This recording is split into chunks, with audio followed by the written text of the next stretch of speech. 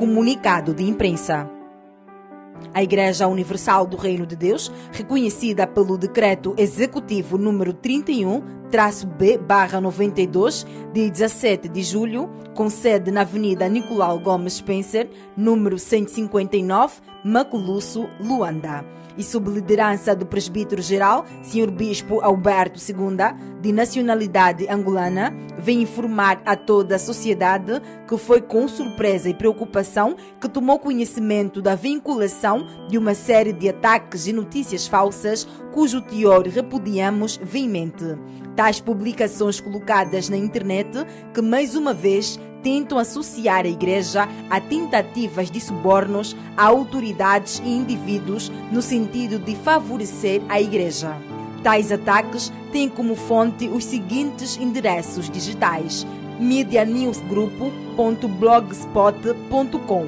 macavulongnews.online, Joana Clementina, página no Facebook. Como tem sido comum nesse tipo de divulgação caluniosa e que tem por único objetivo o de difamar figuras públicas, sejam elas do Executivo, partidos políticos ou membros da sociedade civil, na qual se insere a IURD. Ninguém assina tais notas e nem sequer as fontes que deram origem a esse tipo de exposição pública e fake news, que não possuem qualquer relação com a verdade e nem sequer com princípios jornalísticos que prezam sempre pelo contraditório e direito à ampla defesa. Temos absoluta certeza e consciência de quem sejam os autores morais e até mesmo os difamadores desse tipo de notícias, que certamente encontrarão a sua recompensa tão logo chegue à luz os factos dessa campanha de difamação.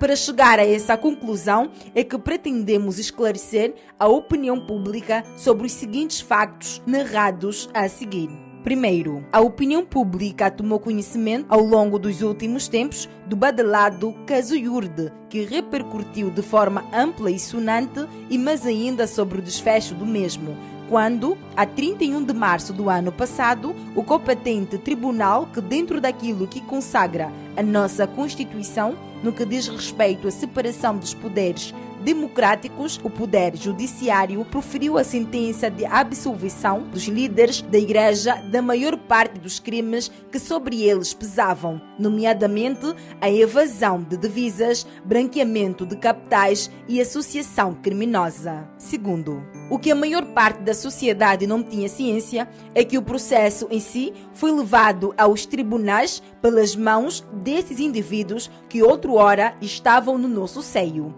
e que decidiram por meio do uso de calúnias e mentiras que jamais tiveram sustentação ou provas em sede do competente tribunal. Rejeitar a autoridade da legítima liderança da Igreja Universal do Reino de Deus em Angola, tendo mesmo convocado uma conferência de imprensa em que comunicavam publicamente o seu desligamento da Igreja e da sua liderança. Terceiro, não satisfeitos com o resultado da sentença proferida, recorreram da mesma, tendo o desfecho final sido julgado pelo mesmo tribunal em dezembro último, e que proferiu a mesma sentença ao recurso interposto contra a decisão inicial, que ordenava a restituição e a reabertura dos templos à liderança legítima da Igreja Universal do Reino de Deus. A referida decisão já não cabe recurso, visto que estão esgotados os meios legais para tal, e aguardamos agora a execução da sentença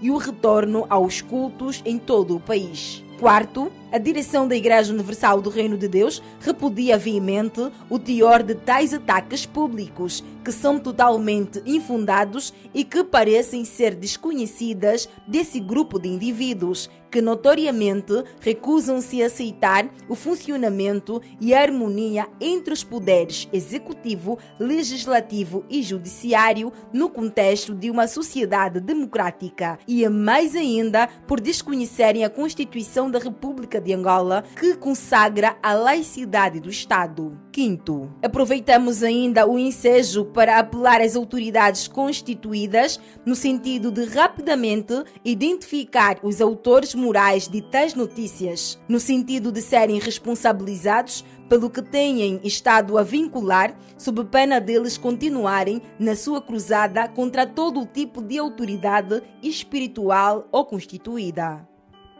Finalmente, a direção da IURD apela aos fiéis da Igreja Universal do Reino de Deus e a toda a população do nosso país para que continuem firmes na fé e que saibam que esses são verdadeiramente os sinais dos fins dos tempos, como bem nos advertiu o apóstolo Paulo em 2 Timóteo 3, de 1 a 5. Luanda, 25 de abril de 2023. Gabinete de Comunicação Institucional. Bispo Alberto II, Presbítero-Geral da IURD em Angola.